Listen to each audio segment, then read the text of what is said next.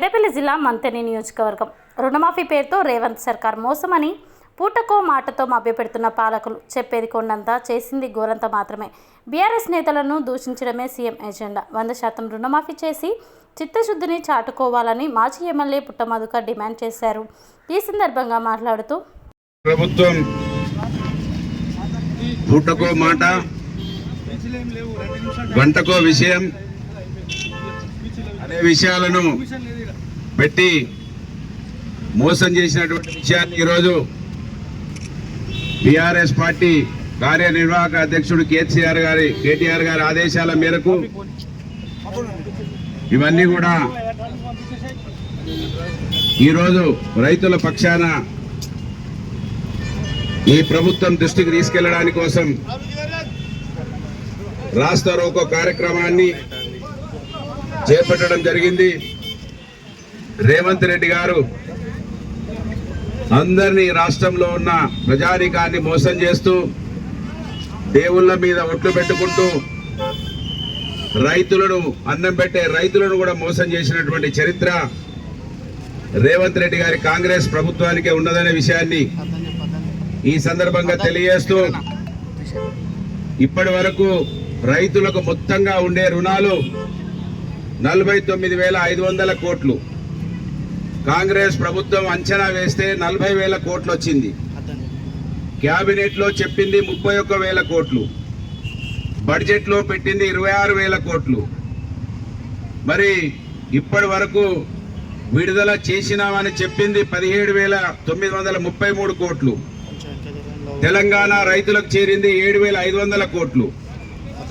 బట్టి గారు మాట్లాడుతూ తెలుగులో 31,000 కోట్లు రుణమాఫీ చేసినామని చెప్పిండు. సాయంత్రం బ్యాంకర్స్ మీటింగ్ లో ఇంగ్లీష్ లో 7,500 కోట్లు మాత్రమే రిలీజ్ చేసినామని చెప్పిండు. మరి ఈ విధంగా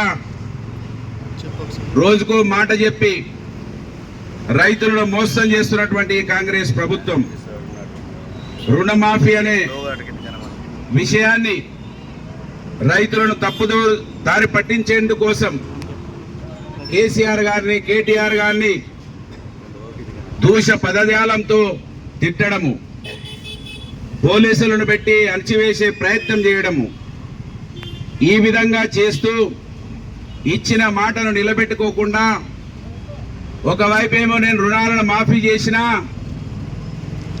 హరీష్ రావు రాజీనామా చేయంటాడు. నిన్న తుమ్మల నాగేశ్వరరావేమో ఇంకా మేము మిగిలిన అన్ని కూడా చేస్తూనే ఉంటాం, ఎవరు ఆందోళన చెందొద్దని తుమ్మల నాగేశ్వరరావు అంటాడు. అంటే ఎవరు కరెక్ట్ ఇక్కడ? రేవంత్ రెడ్డి చేసినామన్నది కరెక్టా? తుమ్మల నాగేశ్వరరావు ఇంకా కూడా చేస్తాం ఆందోళన చెందొద్దు అనేది కరెక్టా?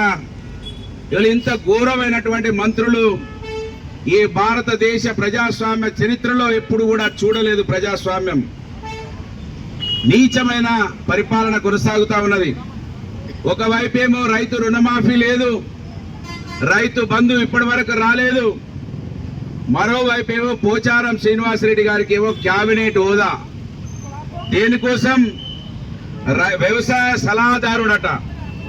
అంటే వ్యవసాయాన్ని ఏ విధంగా అణిచివేయాలి, ఏ విధంగా మోసం చేయాలని దానికోసం మళ్ళొక నాటకంలో భాగంగా పోచారం శ్రీనివాసరెడ్డి గారికి వ్యవసాయ సలహా పేరుతోటి రేవంత్ రెడ్డి గారు ఈ విధంగా చేస్తా ఉన్నాడు. కనుక మేము డిమాండ్ చేస్తున్నాం, మంత్రి ఎమ్మెల్యే మేనిఫెస్టో కమిటీ చైర్మన్ గా ఉన్నాడు. మంత్రి ఎమ్మెల్యే రైతులకు జవాబు చెప్పాలి. నియోజకవర్గంలో నాకే తెలివి ఉన్నది, LLB చదివినా, నేను 4 సార్లు ఎమ్మెల్యేను, నా అంత సిపాయి లేడు, నేనే మేనిఫెస్టో చైర్మన్ అని చెప్పిన ఈ నియోజకవర్గంలో ఉన్నటువంటి రైతాంగానికి ప్రజలకి ఏ ముఖం పెట్టుకొని ఇవాళ రైతుల దగ్గరికి వస్తావో ఇవాళ జవాబు చెప్పాలి. మంత్రి ఎమ్మెల్యే జవాబు చెప్పకుండా ఒకవైపు మా మీద దాడులు చేయించే ప్రయత్నం చేస్తున్నారు. మంత్రి సీఏ గారు మాకు ఆంక్షలు పెడుతున్నాడు 5 నిమిషాలలో వెళ్ళిపోవాలని. ఈ సీఏ గారికి తెలుసు పాత చరిత్ర, అది పునరావృతం మీరు చేస్తే మేము కూడా చేయాల్సి వస్తుంది. మీ కేసులకు, మీ ఉనకదంపుడు బెదిరింపులకు ఇక్కడ బీఆర్ఎస్ పార్టీ భయపడదు, అది గుర్తు పెట్టుకోవాలి. మీరు కాంగ్రెస్ కండువాలు కప్పుకుంటా అంటే అవి కూడా కొనుక్కొచ్చి ఇస్తామనే విషయాన్ని గుర్తుపెట్టుకోవాలి మంత్రి సీఏ గారు. మా పార్టీ అధ్యక్షునికి 5 నిమిషాలే ఇచ్చినాం, 10 నిమిషాలే ఇచ్చినామని భయపెట్టిస్తే ఈ మంత్రిని గడ్డ మీద పోలీసులకు ఏ విధంగా పాయచిత్తమైందో గుర్తుపెట్టుకోవాలి. మీకు నిజంగానే చిత్తశుద్ధి ఉంటే మేనిఫెస్టో హామీ ఇచ్చినటువంటి రేవంత్ రెడ్డి మీద, మంత్రి ఎమ్మెల్యే మీద 420 చీటింగ్ కేసు పెట్టాలి. వాళ్ళు మోసం చేసినందుకు, ప్రజాస్వామ్యాన్ని అపహాస్యం చేసినందుకు, రాజ్యాంగాన్ని అవమానపరిచినందుకు రేవంత్ రెడ్డి మీద, తర్వాత మంత్రి ఎమ్మెల్యే మీద కేసు పెట్టాలి. కానీ మమ్మల్ని భయపెట్టించే ప్రయత్నం చేస్తా ఉన్నారు కేసులు పెడతామని. మీ కేసులు పెడితే మాకేమీ కాదు, మా ప్రజల పక్షాన పోరాడుతూనే ఉంటాం. కనుక మంత్రి సీఏ గారు అది గమనించాలి. మీరు గొడవ పెట్టుకోవడానికి వచ్చినట్టుంటే మాకేం బాధ లేదు. మీరు ఆల్రెడీ కాటారంలో ఏం మాట్లాడారో ఆ రికార్డులన్నీ ఉన్నాయి.